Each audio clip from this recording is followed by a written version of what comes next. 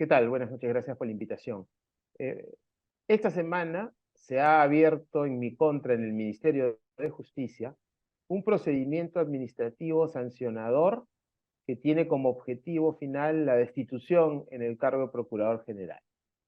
Se me notificó esta semana el inicio de ese procedimiento, pero en la tarde de hoy se me ha notificado una medida preventiva que se ha decidido en este procedimiento, que consiste en la suspensión inmediata en el ejercicio del cargo.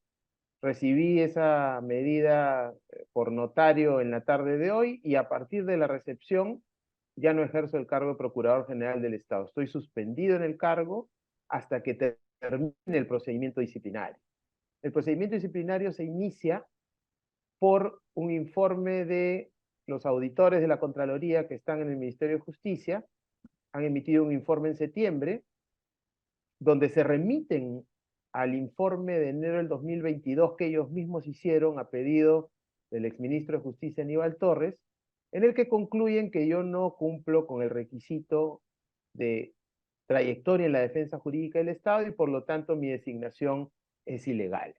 Entonces, ese es lo que se está debatiendo en este procedimiento disciplinario, que yo cometí una supuesta falta de presentar información inexacta respecto de si cumplía o no el requisito, y la base del inicio del procedimiento son estos informes de auditoría, de Contraloría del Ministerio de Justicia.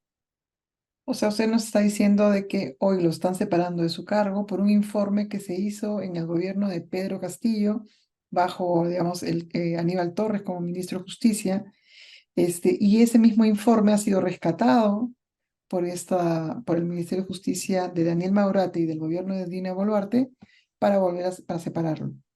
¿Por qué Claro, tanta, digamos, tanto trabajo para sacarlo usted del cargo, doctor Soria? bueno, yo lo primero que tengo que decir es que este procedimiento disciplinario que se ha abierto no tiene ningún sustento jurídico.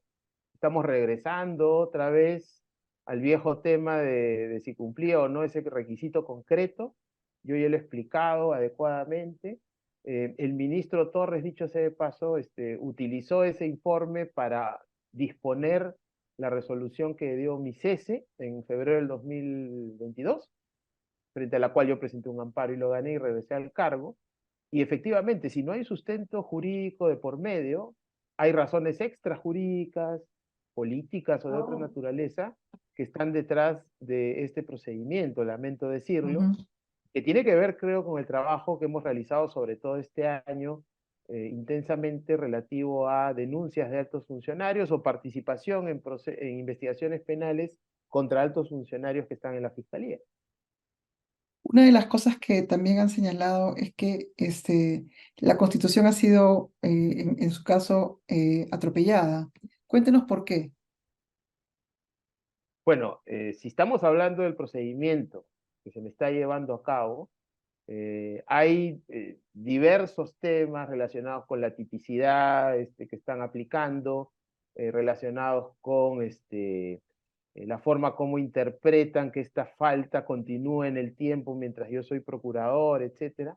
Entonces, todo eso obviamente redunda en la afectación de mis derechos respecto a el adecuado ejercicio de la función, ¿no? Entonces, eso es algo que yo obviamente voy a impugnar a través de los medios legales correspondientes, ¿no? Ese es el contexto básicamente en el cual se mueve este procedimiento, ¿no? Ujú.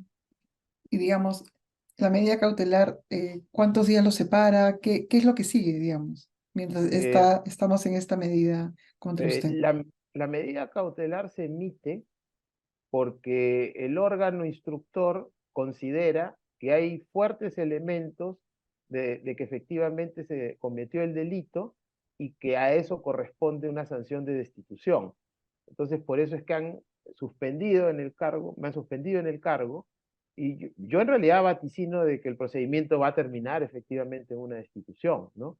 Los elementos que uno lee en las resoluciones apuntan claramente a ello. O sea, prácticamente están manifestando que hay una clara convicción de que yo cometí esa falta y que esa falta merece una destitución. Uno de los, digamos, de los, digamos, la resonancia que tuvo la primera vez que lo separó Aníbal Torres, había mucho apoyo de muchos lados. Pero en este caso, ¿qué ha ocurrido hoy? Lo que ha pasado con usted y ha pasado la salida, la suspensión de Rafael Vela, los apoyos políticos han desaparecido.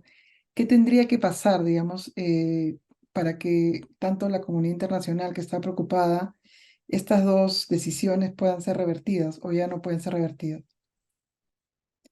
Bueno, yo lo que creo es que estamos caminando hacia una sanción de destitución que obviamente yo voy a impugnar por los mecanismos judiciales o administrativos correspondientes, pero esto está en el contexto, creo, de una situación más grave que no solo es del Perú, sino también de muchos países de Latinoamérica, que es, digamos, la erosión de la división de poderes y sobre todo en afectación de los órganos de justicia, el sistema de justicia, ¿no es cierto?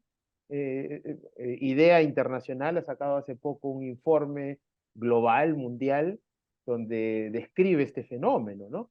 Y la solución a esto es pedir mayor autonomía y respeto a las instituciones del sistema de justicia que persiguen el delito, que atacan la corrupción, medidas normativas ciertamente, pero también, bueno, una toma de conciencia de la propia sociedad civil, del contexto en el que vivimos, de esta degradación, de esta erosión y ataque a todos estos órganos que defienden la ley y que atacan los actos de corrupción, ¿no? Es complejo porque, digamos, efectivamente hace unos años la situación era otra, pero ahora estamos ante una situación donde quizá la pandemia, la crisis económica y otros factores más están generando una reacción distinta, ¿no? Yo creo que sí hay Ujú. indignación en la población, pero todavía no se manifiesta como antes en marchas, etcétera, y eso es un poco lo lamentable, ¿no? Para cerrar, lo ideal sería que la Procuraduría no dependa de ningún gobierno. Digamos, eso sería la mejor, digamos, la mejor solución para que no Eh, suceda lo que ha pasado ahorita. Sí, porque vea usted, este es el tercer caso de esta naturaleza en lo que va de más de 3 años. Primero fue con el gobierno de Merino, que me pidió mi renuncia, pero bueno, el gobierno duró 4 días.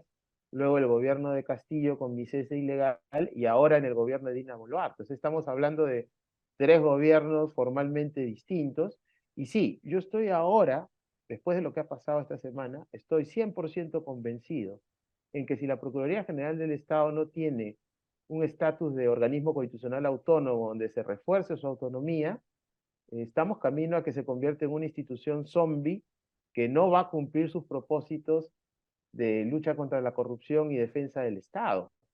Porque es un mandato bastante delicado el que tiene, es denunciar a altos funcionarios, ¿no? Enfrentarse a altas esferas del poder.